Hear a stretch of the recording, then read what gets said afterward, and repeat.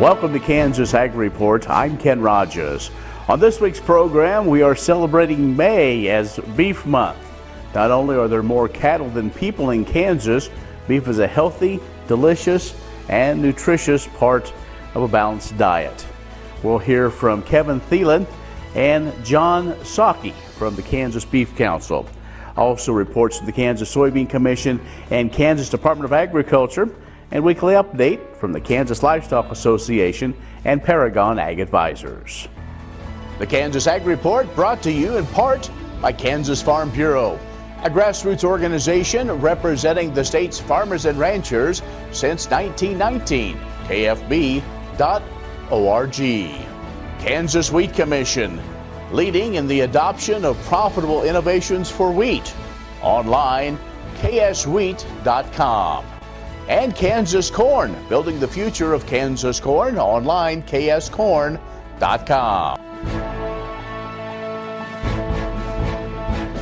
In agricultural news from agview.net, Kansas net farm income rose last year despite the weather extremes, trade disputes, and depressed market prices.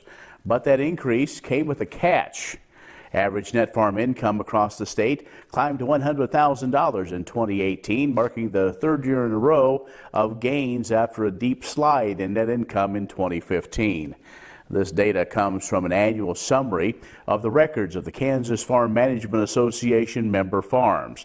Now, not all farms in the state are KFMA members, but on a year-to-year basis, the numbers reflect the state of Kansas agriculture. That according to Kevin Herbal, who is the executive director of KFMA. He says that farmers' average net income of $100,000 can be deceiving. However, 63% of the net farm income did come from things like crop insurance as well as government payments in a continuing era of tight margins as well as some cash flow constraints. In fact, the total of government payments received by the farms involved in the KFMA alone, nearly 55% of net income. That included traditional farm program payments as well as livestock payments, conservation payments, and payments that were linked to USDA and the Ag Market Facilitation Program that helped producers affected by that ongoing retaliation tariff and the loss of the export market. You can find more on this at agview.net. By the way, MFP payments comprise an estimated 37% of the net farm income for the average farms. The numbers varied across the state based on really the type of crops that were grown as well as the crop yields. The renewable fuel standard has lowered gas prices by an average of 22 cents a gallon in recent years. It also saved a typical American household $250 annually. That according to a study just out by an economist and energy policy expert, Dr. Philip K. Verlager, Jr. This study used an econometric model to estimate the impacts of the RFS, which requires refiners to blend increasing amounts of renewable fuels along with gasoline and diesel on the crude oil and gasoline prices over the last 4 years. Now, the findings reveal that the RFS has provided substantial economic benefits to a number of consumers in the U.S. as well as worldwide. The study concludes that by expanding fuel supplies by approximately 1 million barrels a day, the RFS reduces the price of crude oil by about $6 a barrel on average from 2015 through 2018. In turn, gas prices reduced by an average of 22 cents a gallon. That amounts to savings of nearly $5 every time a consumer fills up. Now, according to the study, the RFS is responsible for putting roughly $90 billion back into the pockets of U.S. consumers over the last 4 years. It is increasing discretionary income as well as raising the nation's gross domestic product. That's Ag News. Stay with us. More coming up. Kansas Ag Report brought to you in part by Oldie Seed Farms, carrying soil-specific seed. Find them on the web, oldieseed.com. That's OHLDE seed.com. Kansas Livestock Association, supporting members' business interests and meeting consumer demands. KLA.org.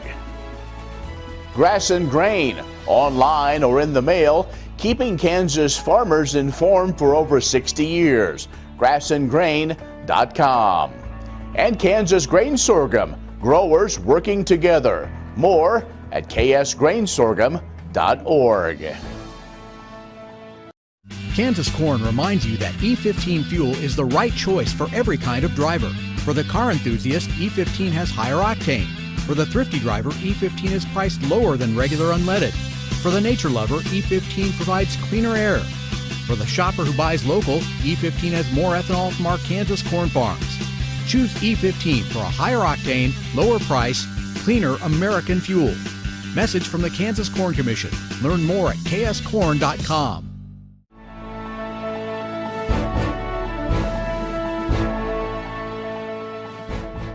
Welcome back. It is May and Beef Month, and joining us is Kevin Thielen, Executive Director of the Kansas Beef Council. Always look forward to this time of the year. Nothing better than celebrating beef. Well, exactly. Happy Beef Month, Ken. Or I think most people, grilling season. I think we've kind of earned that this year, especially with the cold weather we've kind of had. And I know most people I've talked with, they've been excited to get the grill out and enjoy some good beef on that grill. We have. Mine's already gotten a workout, so we're really looking forward to a great summer. Kevin, let's talk about it. There's a lot of uncertainty in kind of agriculture country with a lot of things going on, but one thing that is a big driver of the Kansas economy, that is the beef industry. That's right. From an ag standpoint, the beef industry is the largest segment of agriculture.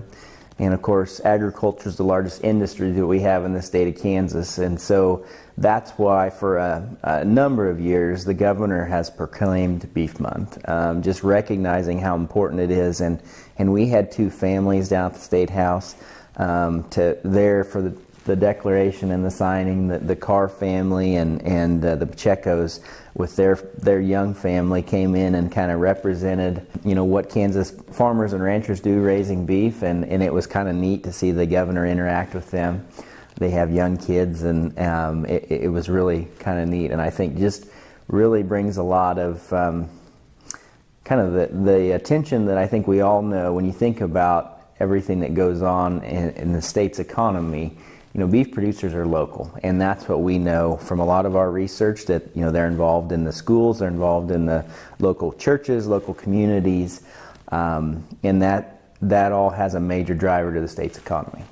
And as you said, you've been busy, not only Beef Month, but really doing a lot of ramp up to this time, and outreach is another probably one of those key factors in talking about all the different cuts, all the ways to prepare it, and just overall why it should be part of a healthy diet. Well, exactly, and we've had several nutrition seminars, if you will, where we have a registered dietitian on staff, and her role is to educate others in her field or her profession about having beef and a healthy diet. And so we've had several of those coming up. At the end of May, we have a program coming up called Nutrition Adventure, and essentially what it is we'll bring in about 45 registered dietitians from around the U.S., and we partner with the surrounding states, and we do it as a joint effort. But essentially what it is it's a protein immersion event. So they learn about the science behind beef and why that's part of a healthy diet. But what we're finding in that group is that how cattle are raised and kind of the day-to-day activities of farmers and ranchers are very important. So we try to embed that into those conferences, and it really resonates extremely well. Before we go, let's talk a little bit about just the economics of the exports. We eat a lot of beef in Kansas, but we also need it to go other places. We do, and we're at about, according to USMEF, $310 to $320 per animal. So a huge value comes from our exports. Great. All right, Kevin, thanks a lot again. go out and celebrate beef year-round. Kevin Thielen, the Executive Director of the Kansas Beef Council, has joined us. We'll have more coming up. Kansas Ag Report brought to you in part by Kansas Farm Bureau, a grassroots organization representing the state's farmers and ranchers since 1919. KFB.org. Kansas Wheat Commission, leaders in the adoption of profitable innovations for wheat. And AgView.net, covering news and views in the Beef Belt and Western Corn Belt. Reliable and relevant, AgView.net. What if U.S. soybean oil were an industry sensation? If end users started asking for it by name? That future is here, the time is now. To meet customer demands, the Soybean Checkoff is investing in varieties that produce oil with increased functionality. A message from the Kansas Soybean Commission, the Soybean Checkoff. Progress powered by Kansas farmers. Agriculture information on your computer or mobile device. News and views on grains, livestock, policy, and opinions from newsmakers can be found by liking AgView on Facebook, and on Twitter, follow AgView News, a reliable and relevant source. AgView.net.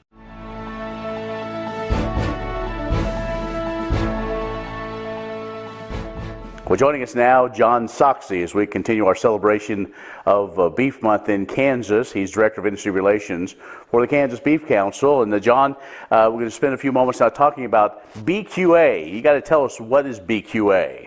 Yeah, Ken, well, first of all, thank you for having us on the program just for a couple minutes to talk about beef quality assurance training. So, we keep continuing to hear that consumers want to know where their food comes from. And so BQA is basically kind of a continual producer education process for farmers and ranchers, veterinarians.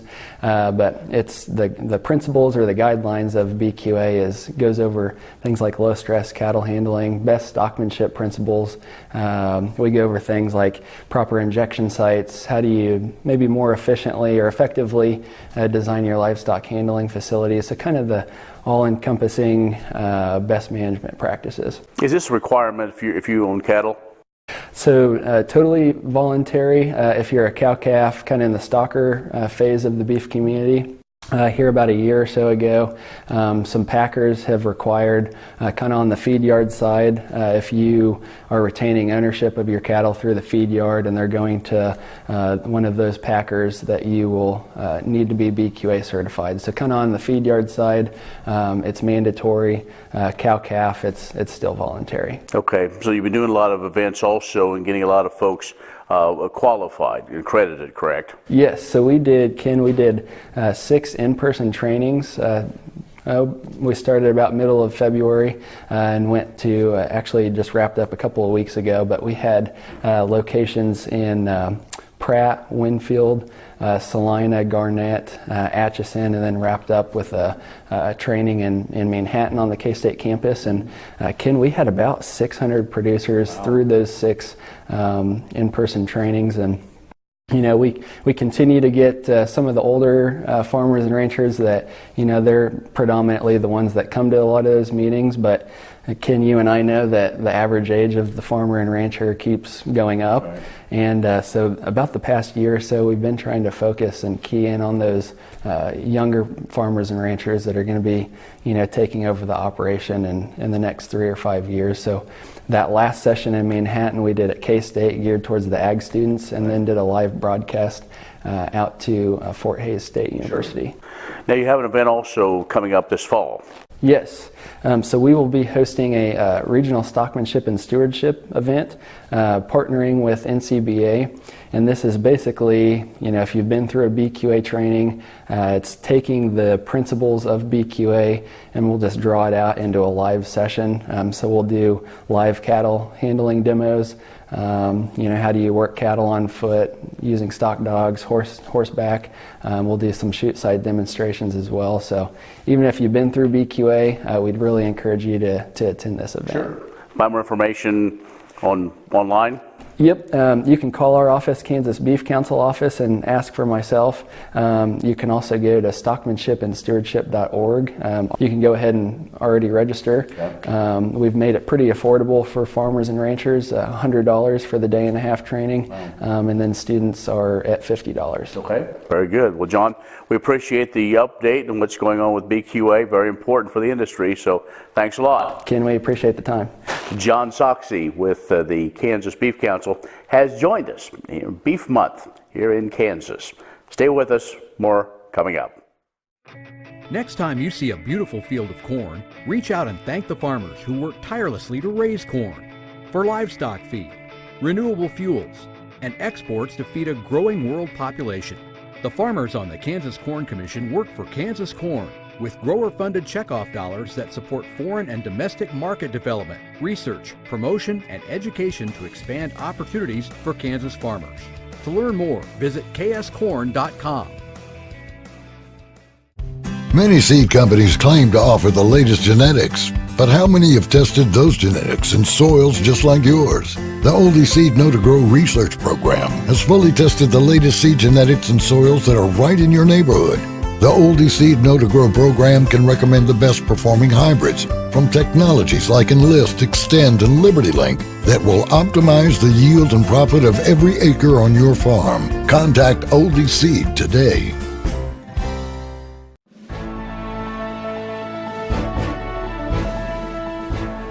Kansas State University researchers have received national recognition for a study that shows how planting a mustard cover crop helps improve soil health and ultimately boost soybean yields. Their work, conducted with funding from the Kansas Soybean Commission, has been recognized by the supporters of Agricultural Research Foundation, which works to increase federal investment in agriculture.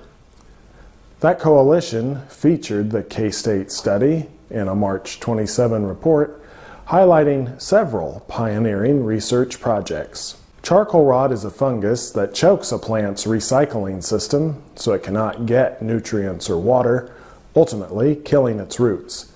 It tends to be worse in hot, dry conditions. There are chemical treatments for charcoal rot, but the K-State researchers were interested in finding natural agents to counter the fungus's effects. Over 2 growing seasons, they showed that planting mustard seed, the same plant used to make the popular condiment, as a cover crop reduces the incidence of charcoal rot in the soil. They also tested various management options, including planting soybeans into standing mustard seed, mowing it, or tilling its residue into the field. Their key finding was to leave the mustard crop as intact as possible.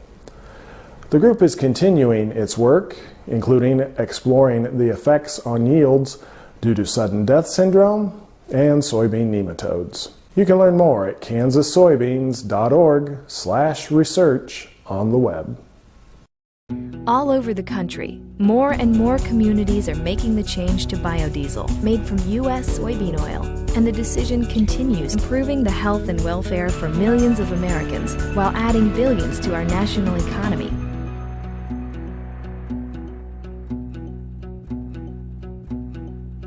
The Kansas Wheat Innovation Center in Manhattan is rediscovering ways to get improved varieties and new genetics in the hands of farmers faster. Grower-led and checkoff-funded research initiatives are bringing about positive change. This grassroots leadership provides a strong voice in Topeka and Washington, D.C. Now is the time to partner with Kansas Wheat in moving wheat forward. Kansas Wheat Commission and Kansas Association of Wheat Growers. Farmers investing in their future and yours. Log on to rediscoverwheat.org. Agriculture information on your computer or mobile device. News and views on grains, livestock, policy, and opinions from newsmakers can be found by liking AgView on Facebook, and on Twitter, follow AgView News, a reliable and relevant source, agview.net.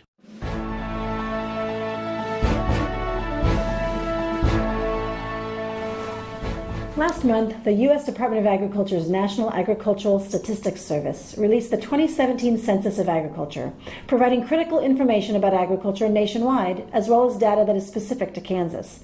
The Ag Census is a complete count of U.S. farms and ranches and the people who operate them.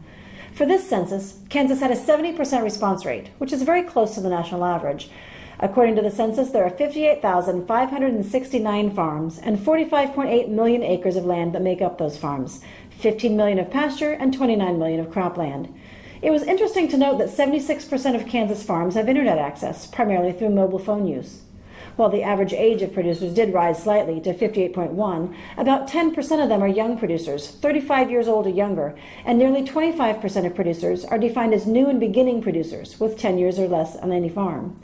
In 2017, the number of farms that have women as producers increased significantly to 34% of the farms in Kansas, and 10% of producers said they have served in the military. Over the next few months, the USDA will be releasing state and county profiles, as well as profiles of other regions such as watersheds and congressional districts. The Census of Agriculture is taken only once every 5 years and provides the only source of uniform, comprehensive, and impartial agriculture data for every county in the nation. Through the Census of Agriculture, producers can show the nation the value and importance of agriculture and can influence the decisions that will shape the future of U.S. agriculture. To learn more about the 2017 Ag Census, go to www.nass.usda.gov/agcensus. Premier Farm and Home has what you need to make your lawn the best in the neighborhood. Hi, I'm Ken. We choose Premier Farm and Home for the professional look that we do ourselves. Feel free to stop in. You can also visit our website at heycow.com. Kansas Farm Bureau, the voice of agriculture, represents grassroots agriculture. The state's largest and most powerful farm organization stands up for its members through leadership development, agriculture education, legal defense, environmental advocacy, farm safety, and risk management. Members also enjoy money-saving benefits. To join our organization today or to learn more, go to www.kfb.org or find us on Facebook and Twitter. All over the country, more and more communities are making the change to biodiesel made from U.S. soybean oil, and the decision continues, improving the health and welfare for millions of Americans while adding billions to our national economy.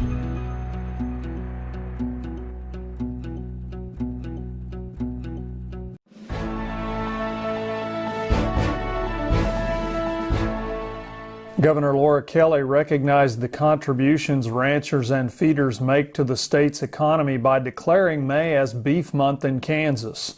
The official proclamation signing took place at the Capitol in Topeka, with several members of the beef community joining the governor for the ceremony.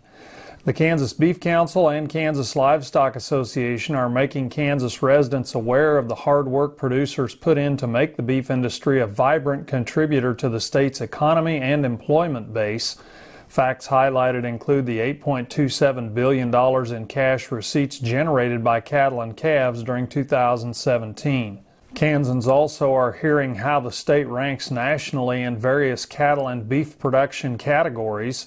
The state was third in the nation in total cattle numbers, with 6.35 million head on ranches and in feed yards as of January 1st of 2019.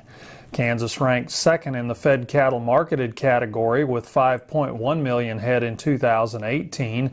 The state ranks sixth in beef cow numbers with 1.53 million head. Cattle processing is big business in Kansas as well. The state was second in commercial cattle processed with 6.7 million head in 2018. All of these statistics justify honoring those involved in the beef community during May, from cow-calf producers to grazers and feeders, for their part in one of the state's largest economic drivers. Agriculture information on your computer or mobile device. News and views on grains, livestock, policy, and opinions from newsmakers can be found by liking AgView on Facebook, and on Twitter, follow AgView News, a reliable and relevant source, agview.net. Many seed companies claim to offer the latest genetics, but how many have tested those genetics in soils just like yours? The Oldie Seed Know to Grow research program has fully tested the latest seed genetics in soils that are right in your neighborhood. The Oldie Seed Know to Grow program can recommend the best performing hybrids from technologies like Enlist, Extend, and LibertyLink that will optimize the yield and profit of every acre on your farm. Contact Oldie Seed today.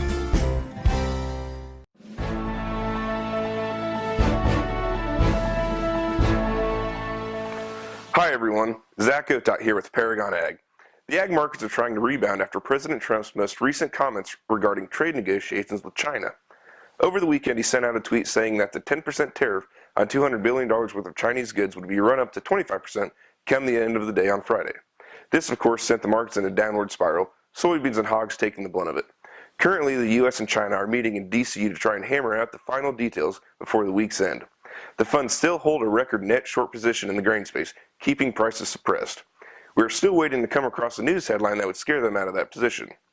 We do have the May supply and demand report set to come out at the end of the week to give trade fresh numbers to chew on. Many analysts are expecting a bump in ending stocks across the board, which could keep old crop prices at bay. Looking more specifically at corn, we have our eye on planting progress. We are currently sitting at 23% planted versus last year's at 46%. The extended weather forecast does not seem to show a break either. If we see later planted corn, we may see the new crop contract move higher. On the soybean side, the biggest issue again is trade. If we get a deal in place, we could see a jump higher. If Trump sticks with his guns and ups the tariffs, we may find out where the bottom really is. Weather is an issue here as well. We are sitting at 6% planted this year versus 14% last year. If we get the seed in late, we will likely see lower yields. Wheat followed corn down at the start of the week, coming off of news regarding China as well as a Kansas wheat tour estimating an average yield of just over 47 bushels an acre. The USDA rated this year's crop as 64% good to excellent versus last year's at 34%. We did bounce back, however, as news of a freeze event occurred in France this week. It does not look like it will hamper production much, but does help us keep in mind that we are still due for a freeze here at home. Final decisions are difficult, no matter what time of year. If you need to sell last year's crop or think you should get started on new crop, but can't decide, consider an alternative strategy. Let us help you find that strategy that fits you. Give us a call here at Paragon Ag Advisors at 888-452-8751. I'm Zach Gota. Have a great rest of your day. Well, that's our show this week. Be social with us online, KansasAgReport.net. Like us on Facebook, Kansas Ag Report Television Show, and follow us on Twitter at Kansas Ag Report. I'm Ken Rogers. Thanks for watching. We'll see you next week. All over the country, more and more communities are making the change to biodiesel made from U.S. soybean oil. And the decision continues, improving the health and welfare for millions of Americans while adding billions to our national economy.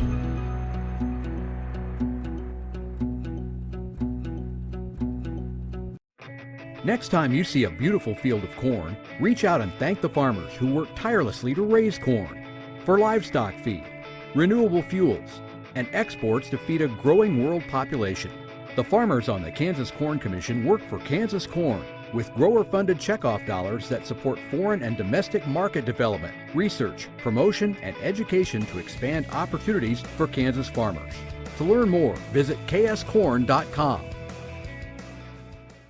The Kansas Wheat Innovation Center in Manhattan is rediscovering ways to get improved varieties and new genetics in the hands of farmers faster. Grower-led and checkoff-funded research initiatives are bringing about positive change. This grassroots leadership provides a strong voice in Topeka and Washington, D.C. Now is the time to partner with Kansas Wheat in moving wheat forward. Kansas Wheat Commission and Kansas Association of Wheat Growers.